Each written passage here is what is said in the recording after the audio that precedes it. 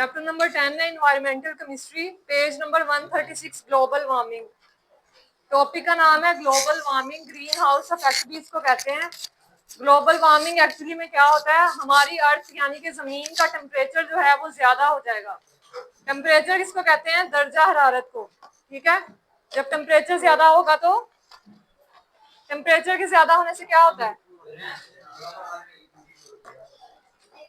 जब टेम्परेचर ज्यादा होता है तो हीट ज्यादा हो जाती है ना, गर्मी ज्यादा हो जाएगी। ठीक है, तो उस फिनोमिना को हम लोग क्या कहते हैं, ग्रीन हाउस इफेक्ट। जब ये गैसेस की वजह से टेम्परेचर इंक्रीज होगा तब। पेज नंबर 136 पे देखो, first paragraph, the progress warming up of earth surface due to blanketing effect of man made carbon dioxide, methane, water vapours and other gases in the atmosphere is called green house effect. यहाँ तक इसकी define है, मैं एक दफा ही बताऊंगी सबको। Green house effect तक उसकी डिफाइन है, निशान लगा लो सब। वो कह रहे हैं द प्रोग्रेस वार्मिंग अप, यानी कि वार्म अप हीट का ज्यादा होना अर्थ सरफेस पे किस वजह से, ड्यू टू द ब्लैंकेटिंग, कहते हैं घेरा लगाना। ठीक है, किसी चीज का घेरा लग जाना, किस चीज का, मैन मेड, यानी कि जो इंसानों की वजह से गैसेस प्रोड्यूस हो रही हैं, कार्बन डाइऑक्साइड, मीथेन कौन सी होती है, CH4 इसका फार्मूला है। उसके बाद है water vapours and other gases जो इंडस्ट्री से प्रोड्यूस होंगी एटमॉस्फेयर, हमारे माहौल में। तो इसको क्या कहते हैं हम लोग, green house effect. Most important define है, शॉर्ट क्वेश्चन डिफाइन। टेम्परेचर का इंक्रीज करना एटमॉस्फेयर में कब होता है, जब गैसेस इंक्रीज होंगी। कौन कौन सी, carbon dioxide, methane, water vapours और जो गैसेस इंडस्ट्री से रिलीज हो रही हैं। ठीक है, जब वो इंक्रीज करेंगी तो क्या होगा, टेम्परेचर ज्यादा होगा, दर्जा हरारत ज्यादा होगा, जिससे क्या होगी, गर्मी होगी जमीन पे। इस फिनोमिना यानी कि इस अमल को क्या नाम दिया उन्होंने, ग्रीन हाउस इफेक्ट और ग्लोबल वार्मिंग भी इसको कहते हैं। नेक्स्ट हमारे पास ये होता कैसे है, असल में जो सूरज होता है सन, वो क्या करता है, रेडिएशन यानी कि शुआएं प्रोड्यूस करता है। ठीक है, जिनको हम लोग क्या कहते हैं, रेडिएशन। जब वो जमीन पे आती हैं तो जमीन में मौजूद गैसेस और कौन कौन सी, कार्बन डाइऑक्साइड सबसे ज्यादा। अगर कार्बन डाइऑक्साइड सबसे ज्यादा है, उसके अलावा कौन कौन सी बातें की उन्होंने, वाटर वेपर्स, मीथेन, ये सारी गैसेस ज्यादा हो जाएंगी। तो जो रेडिएशन सन से आ रही है वो रिएक्ट करके हीट को और ज्यादा कर देंगी। ठीक है, जिससे हमारे पास ग्लोबल वार्मिंग होगा। The sun emits short wave radiation that passes through the green house gases to heat the surface of the earth. अब सबसे पहले उन्होंने कहा है कि सन जो है वो क्या करेगा, शॉर्ट वेव रेडिएशन प्रोड्यूस करेगा। ये हमारे पास सन है और यहाँ से कौन सी आ रही है, शुआएं आ रही हैं, कौन सी हैं, शॉर्ट वेव रेडिएशन। इसका नाम भी याद रखना है। एस से क्या है, शॉर्ट, W से वेव और R से रेडिएशन। शॉर्ट वेव रेडिएशन आ रही है through green house gases, green house gases से गुजरेंगी। ये ग्रीन हाउस गैसेस कौन कौन सी बताई है उन्होंने, डिफाइन में थी, carbon dioxide, methane, water vapours और अदर मोर गैसेस होंगी। ठीक है, उन सब गैसेस को क्या नाम दिया उन्होंने, ग्रीन हाउस गैसेस। ठीक है, सबसे पहले सन से शॉर्ट वेव रेडिएशन आएंगी, ग्रीन हाउस गैसेस से गुजरेंगी और कहाँ पे आएंगी, अर्थ पे, to heat the surface of the earth. अब अर्थ पे आ गई हैं ये गैसेस, तो क्या किया इन्होंने, हीट को ज्यादा कर दिया, यानी कि टेम्परेचर इंक्रीज कर दिया। ठीक है, तो इस तरह से अर्थ का टेम्परेचर क्या होगा, इंक्रीज होगा। This process of absorption at night से है नेक्स्ट। यहाँ तक फर्स्ट पॉइंट था, 1 लिख लो आप लोग, एट नाइट से पहले तक। मैंने एक दफा ही बताना है, पॉइंट्स लगवा रही हूँ, पहले डिफाइन थी उसके बाद फर्स्ट पॉइंट है। अगर लॉन्ग क्वेश्चन आया तो फर्स्ट पॉइंट लगा लिया, एट नाइट से पहले तक। उसके बाद है at night the hot earth surface emits long wave radiation that is mostly observe by the green house gases. पहले क्या था, सूरज से शॉर्ट वेव रेडिएशन आई जमीन तक। अब क्या है, जमीन से प्रोड्यूस होंगी जिन्हें हम कहेंगे लॉन्ग वेव रेडिएशंस। एल से क्या है, लॉन्ग, डब्ल्यू से वेव, आर से रेडिएशन। लॉन्ग वेव रेडिएशन फिर से कहां से गुजरेंगी, एटमॉस्फेयर में जो पहले गैसेस थी कौन सी थी, अभी मैंने इधर बताया है, सन से शॉर्ट वेव रेडिएशन आई, ग्रीन हाउस गैसेस से गुजरी, ठीक है, कहाँ पे आई, अर्थ पे। अब अर्थ से कौन सी रेडिएशन आएंगी, लॉन्ग वेव रेडिएशन, और कहाँ से गुजरेंगी, ग्रीन हाउस गैसेस से। That is mostly absorbed by the greenhouse gas. This process of absorption prevents the radiation to reach space, reducing the speed of which the earth can cool off. अब वो कह रहा है ये वाली जो radiation है वो कहाँ से गुजरी, ग्रीन हाउस गैसेस से। तो ग्रीन हाउस गैसेस ने इसके साथ रिएक्शन किया, ठीक है, लॉन्ग वेव रेडिएशन के साथ। अब सारी रेडिएशन जो थी वो किसने ले ली,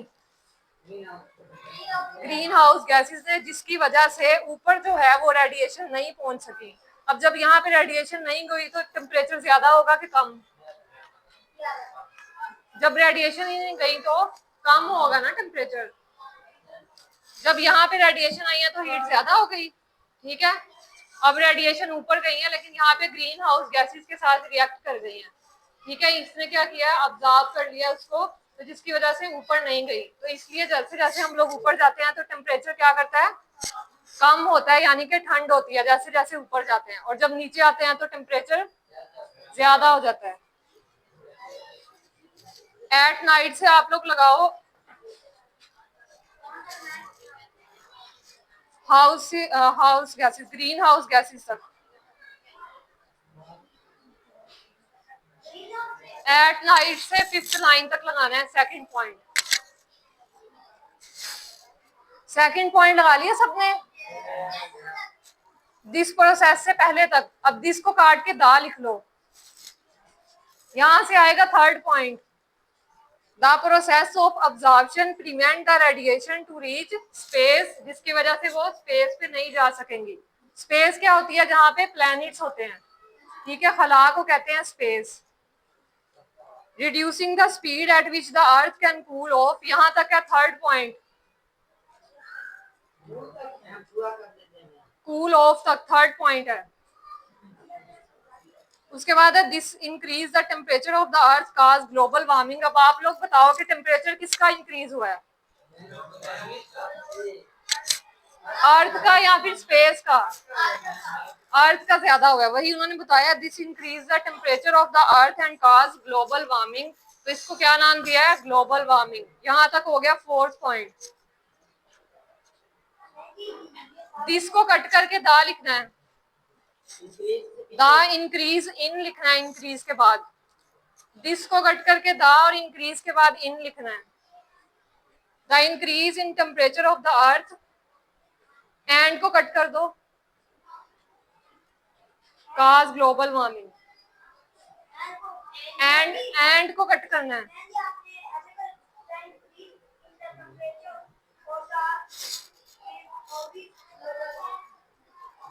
फोर्थ पॉइंट हो गए हैं, फोर्थ।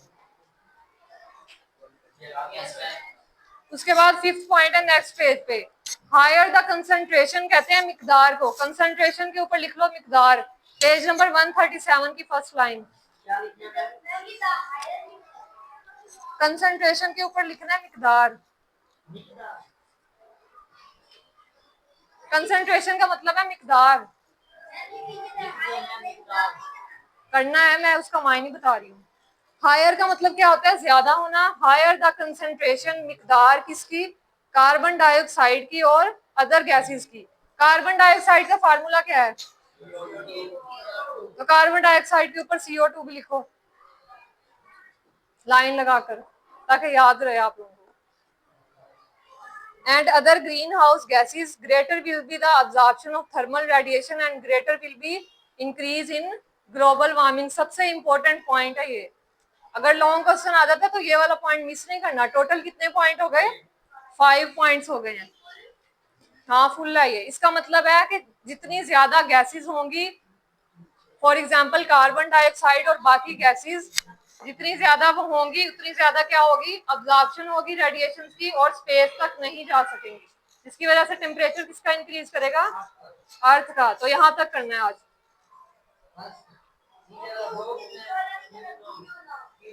डू यू नाउ में उन्होंने बताया हुआ है ग्रीन हाउस इफेक्ट, जो हमने अभी कर लिया। उसके बाद है डिप्लीशन ऑफ ओजोन, ये भी पढ़ लिया था हमने। डिप्लीशन ऑफ ओजोन क्या था, ये है अर्थ, और यहाँ पे क्या है, यहाँ पे होता है सन। तो सन के नीचे एक लेयर होती है जिसको क्या कहते हैं, ओजोन। तो सन से जो यूवी रेडिएशन, अल्ट्रावायलेट रेडिएशन शुआएं आ रही हैं, उन्हें कौन रोकता है, ओजोन रोकता है। अगर ओजोन के अंदर होल हो जाता है, सुराख हो जाएगा, तो ये रेडिएशन गुजर जाएंगी। अब ये जब ओजोन के अंदर सुराख हो जाता है तो इसको क्या कहते हैं, डिप्लीशन ऑफ ओजोन। ठीक है। नेक्स्ट है एसिड रेन। एसिड रेन किसकी वजह से होती है, फॉसिल फ्यूल्स में से जो गैसेस निकलेंगी इंडस्ट्री से, वो किसके साथ रिएक्ट करेंगी, एयर ड्रॉपलेट्स जो हवा में होंगे। ठीक है। और वो क्या बन जाएगी, एसिड रेन। तो ये क्या है, ग्लोबल इफेक्ट्स हैं ऑफ पोल्यूशन। तो ये शॉर्ट क्वेश्चन आ सकता है। क्वेश्चन लिख लो आप लोग, what are the global effects of pollution. Blue box के ऊपर लिखना है, what are the global effects of pollution. तो ये 3 बताए हुए हैं, green house effect, depletion of ozone and acid rain